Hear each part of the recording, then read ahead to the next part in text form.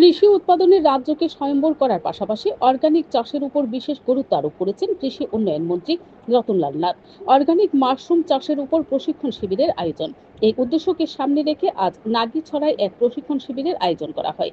প্রশিক্ষণ শিবিরে বক্তব্য রাখতে গিয়ে মন্ত্রী রতনলাল নাথ বলেন, রাজ্যকে অর্থনৈতিক দিক দিয়ে সমৃদ্ধ করতে হলে চারটি বিষয়ের উপর বিশেষ গুরুত্ব আরোপ করতে হবে। সেগুলি হলো কৃষি, পর্যটন, বিদ্যুৎ। এদিন তিনি সৌর বিদ্যুৎ উৎপাদনের উপর বিশেষ গুরুত্ব আরোপ করেন। তিনি বলেন, সৌর বিদ্যুৎ উৎপাদন করা সম্ভব হলে রাজ্যে আয় বৃদ্ধি পাবে। মন্ত্রী বলেন, উত্তর পূর্বাঞ্চলের রাজ্যগুলির মধ্যে একমাত্র ত্রিপুরা রাজ্যে বাংলাদেশের বিদ্যুৎ বিক্রি করে প্রচুর অর্থ উপার্জন করে চলেছে। কল্যাণমন্ত্রী বলেন, রাজ্যে কৃষি উৎপাদনের যথেষ্ট সুযোগ রয়েছে। এতদিন মানুষ ভাবত রাজ্যে পেঁয়াজ উৎপাদন সম্ভব নয়, কিন্তু রাজ্যের কৃষকরা পেঁয়াজ উৎপাদন করে প্রমাণ করেছেন আমাদের রাজ্যে প্রচুর পরিমাণে পেঁয়াজ উৎপাদন করা সম্ভব। সরকারি সহায়তায় কৃষকরা রাজ্যে পেঁয়াজ উৎপাদন শুরু করেছেন বলে উল্লেখ করেন কৃষিমন্ত্রী। Bureau report, PTV Tripura news. আমাদের রাজ্যে যদি আমরা এক ত্রিপুরা শ্রেষ্ঠ ত্রিপুরা করতে চাই, চারটা জিনিসের উপর আমাদের গুরুত্ব দিতে হবে।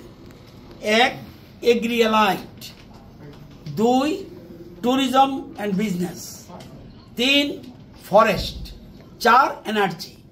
কারণ আমরা নর্থ ইস্টের মধ্যে আমরাই মাত্র বিদ্যুৎ বিক্রি করি বাংলাদেশে, এবং যদি আমরা ঘরে ঘরে আমরা সোলার প্ল্যান্ট লাগাতে পারি তাহলে প্রচুর বিদ্যুৎ বিক্রি করে আমাদের রাজ্যে একটা অর্থনৈতিক উন্নয়নের দিকে আরও এগিয়ে যেতে পারব। তো এখানে আমাদের অনেক আইটেম আছে, আমরা দেখলে আর এই দেখুন, এটা এখন থেকে আমাদের ধারণা ছিল আগে না ত্রিপুরাতে পেঁয়াজ হয় না।